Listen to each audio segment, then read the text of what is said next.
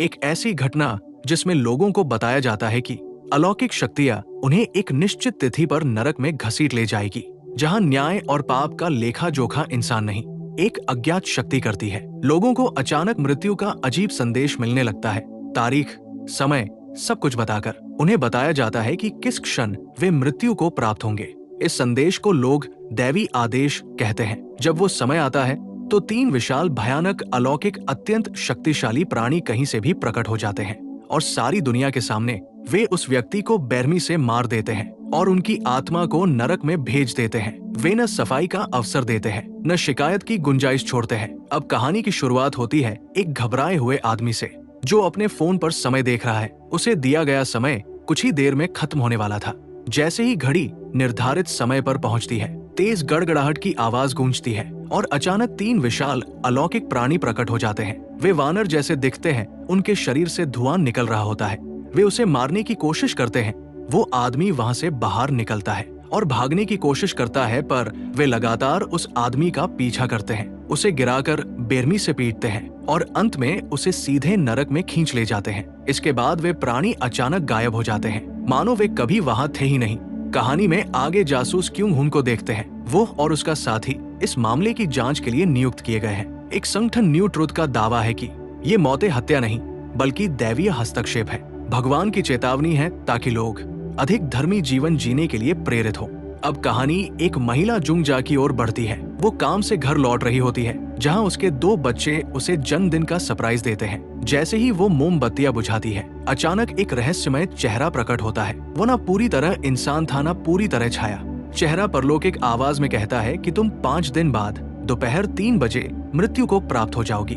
यहाँ कहकर वो चेहरा गायब हो जाता है। जुंगजा का दिल जैसे रुक जाता है। उस पल में जन्मदिन की खुशियां समाप्त हो जाती है। फिर हमें एक और धार्मिक समूह एरोहेड को दिखाया जाता है। एरोहेड के सदस्य ईश्वर का कार्य करने के नाम पर अपराध करते हैं और हिंसा को सही ठहराते हैं। बाद में जुंगजा मिस मिन से मिलती है। उसके बेटे द्वारा रिकॉर्ड किया गया फरमान का वीडियो सामने आता है। जुंगजा बताती है कि न्यू ट्रुथ ने उनकी मृत्यु का लाइव प्रसारण करने के लिए उन्हें 3 बिलियन वॉन की पेशकश की है। मिस मिन को विश्वास नहीं है कि ये फरमान वास्तव में सच साबित होगा। वो मानती है कि न्यू ट्रुथ एक धोखा है और ये प्रसारण उनके झूठ को उजागर करेगा। लेकिन जुंगजा के लिए ये मायने नहीं रखता, क्योंकि उसके बच्चों को पैसों की जरूरत है। बाद में चेयरमैन की मुलाकात पार्क जुंगजा उसके वकील से होती है। वो चाहता है कि जुंगजा करारनामा पर हस्ताक्षर करे, जिससे उसकी दैवी मृत्यु का प्रसारण हो सके। चेयरमैन उससे उसके बच्चों के पिता के बारे में सवाल करता है, ताकि ये साबित कर सके कि वो पापी थी और इसलिए उसे नर्क के लिए चुना गया। जुंगजा बताती है कि उसके दोनों बच्चों के पिता अलग अलग हैं और अब उनकी जिंदगी में नहीं है। जुंगजा की एक शर्त ये थी कि उसके बच्चों की पहचान उनकी सुरक्षा के लिए गुप्त रखी जाएगी। लेकिन उसी दौरान खोपड़ी मास्क पहनने वालों में से एक ने लाइव स्ट्रीम में जुंगजा की पहचान लीक कर दी। आखिरकार जुंगजा की दैवी मृत्यु का दिन आ जाता है, जिसे अब केवल ऑनलाइन नहीं बल्कि प्रमुख टीवी चैनलों पर भी लाइव प्रसारित किया जा रहा है। पूरा मोहल्ला और कई नकाबपोश वीआईपी ये लाइव देखने के लिए उपस्थित होते हैं। ये मंच पार्क जुंगजा के ही अपार्टमेंट में तैयार किया जाता है। अपार्टमेंट की एक दीवार तोड़ दी गई है ताकि पूरी दुनिया उसकी मृत्यु को देख सके। और अब वो क्षण आता है। तेज गड़गड़ाहट की आवाज गूंजती है, जो अलौकिक जल्लादों के आगमन का संकेत देती है। 3 विशाल प्राणी अचानक प्रकट होते हैं और दीवारें तोड़ते हुए जुंगजा पर बेरहमी से हमला कर देते हैं। पूरी दुनिया ये सब भय और सदमे में देख रही होती है। जल्लाद उसे अत्यंत क्रूरता से मारने लगते हैं। इसी बीच क्योंग हुन ही एकमात्र व्यक्ति है जो गोली चलाकर जुंगजा को बचाने की कोशिश करता है, लेकिन उसका प्रयास व्यर्थ साबित होता है। एक ही वार में उन प्राणियों ने उससे पीछे की ओर गिरा दिया। जल्लादों ने जुंगजा को मार डाला और उसकी आत्मा को नरक में भेज देते हैं। ये दृश्य वहां बैठे लोग और पूरी दुनिया ये सब देख रही होती है। इसके बाद वे प्राणी चुपचाप उसी तरह गायब हो जाते हैं, जैसे कुछ हुआ ही न हो। वहां मौजूद हर व्यक्ति झुककर प्रणाम करता है। हम फिर देखते हैं कि अब दुनिया ने इस भयावह दैवी सजा को स्वीकार करना और उसके साथ जीना सीख लिया है। चेयरमैन का लाइव इंटरव्यू टेलीविजन पर प्रसारित होता है, जहां वो कहते हैं कि ये प्रदर्शन भगवान का संदेश था कि हर किसी को सामान्य रूप से और सही तरीके से जीना चाहिए। क्यों हुन फिर चेयरमैन के अपार्टमेंट पहुंचता है, जहां वो देखता है कि दर्जनों लोग बाहर डेरा डाले हुए हैं। वो उसे एक परित्यक्त स्कूल में बुलाते हैं, जहां चेयरमैन बताते हैं कि उन्हें 20 साल पहले एक रहस्यमय आदेश मिला था जिसमें कहा गया था कि उसे 20 साल बाद नरक भेजा जाएगा और आज वो दिन है। 10 मिनट में उन्हें नरक में भेजा जाएगा। चेयरमैन बताते हैं कि उन्होंने कभी कोई पाप नहीं किया, फिर भी उन्हें नरक का आदेश मिला। इससे साबित होता है कि जो लोग निर्दोष हैं, उन्हें भी ये दैवी दंड मिल सकता है। उनका मानना था कि अगर दुनिया को पता चल जाए कि निर्दोष लोगों को भी नरक में घसीटा जा सकता है तो लोग घबरा जाएंगे और समाज अराजकता में डूब जाएगा। अब उसका भी नरक जाने का समय आने वाला था। तभी जल्लाद प्रकट होते हैं और चेयरमैन को उसी तरह मारने लगते हैं जैसे पिछले पीड़ितों को मारा गया था।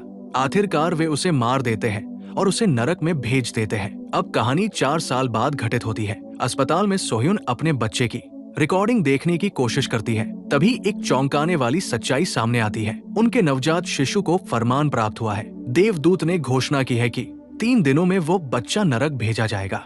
सोह्युन घबरा जाती है। एक निर्दोष बच्चे को ऐसा अभिशाप कैसे मिल सकता है? उसने अभी अभी तो जन्म लिया है, वो कोई पाप कैसे कर सकता है? दूसरी ओर जंगजे ये पता लगाने की कोशिश करता है कि उसका दोस्त कुछ दिनों से दिखाई क्यों नहीं दे रहा। वो उसे ढूंढते हुए एक सुनसान मछली पकड़ने की जगह पहुंचता है, जहां उसका दोस्त स्वीकार करता है कि उसे भी एक फरमान मिला था।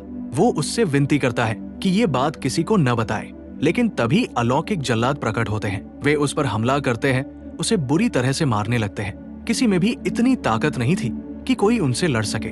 वे आम इंसान से कहीं अधिक शक्तिशाली है, मानो किसी अज्ञात लोक की दंडकारी शक्तियां हों। इतने कि उनके सामने मानव ताकत, हिम्मत और हथियार भी बेकार पड़ जाते हैं। ना उन्हें रोका जा सकता है, ना ही उनके कहर से कोई बच पाता है। वे आते हैं और विनाश बरसाते हैं। अंत में वे उसे भी नरक में भेज देते हैं, फिर छाया की तरह गायब हो जाते हैं। उधर यंगजे को अपने नवजात शिशु के फरमान का वीडियो देखने के बाद अस्पताल पहुंचता है। वीडियो में वही बच्चा दिखाया गया है जिसे देवदूत ने नरक का आदेश सुनाया था।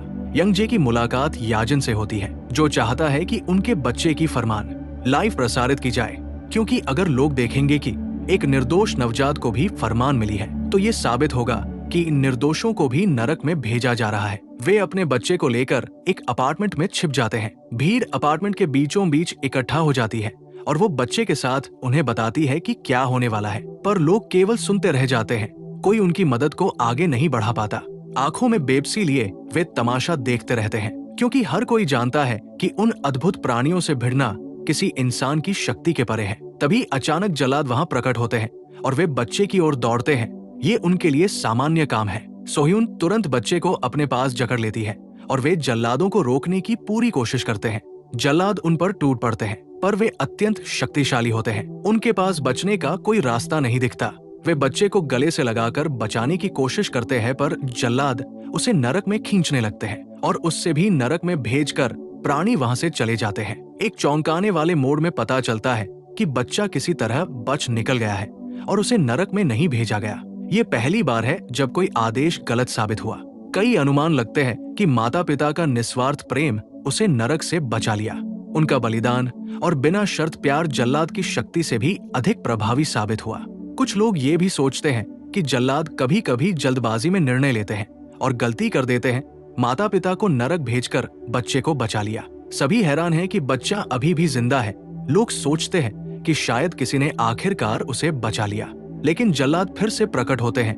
वे हिजिन की ओर बढ़ने लगते हैं और उसे मारने लगते हैं। हिजिन को बेरहमी से घसीटते हुए नरक में भेजने वाले होते हैं, लेकिन अंतिम क्षण में हिजिन उस बच्चे को थाम लेती है, जो अब दुनिया के लिए आशा की किरण बन चुका है, और वो बच जाती है। जैसे ही इस चमत्कार की खबर फैलती है, लोग ये मानने लगते हैं कि वे अपने फरमानों से बच सकते हैं। अब लोग जल्लादों और नियति के विरुद्ध लड़ने की हिम्मत जुटाने लगते हैं। पुलिस और न्यू ट्रुथ के लोग सच्चाई जानने के लिए पहुंचते हैं और हिजिन को पकड़ने की कोशिश करते हैं, लेकिन जिन्होंने अभी अभी ये चमत्कार देखा है वे टीम को रोक देते हैं। अंत में हिजिन चुपचाप एक टैक्सी में बैठकर वहां से चली जाती है। तभी चौंकाने वाला दृश्य दिखाता है कि पार्क जंगजा के अवशेष अचानक हिलने लगते हैं। जिस औरत को जल्लादों द्वारा सबके सामने मारा गया था, उसका शरीर फिर से एक साथ जुड़ता है, मानो उसे जीवन वापस मिल गया हो।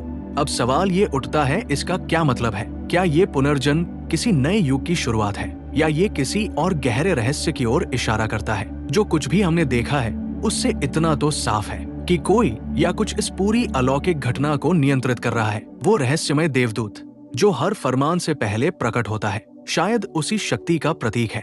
अब ये भी स्पष्ट हो गया है कि जिन्हें नरक में भेजा जा रहा है उनका पाप से कोई सीधा संबंध नहीं है, बल्कि कोई चुन रहा है कि किसे भेजा जाए।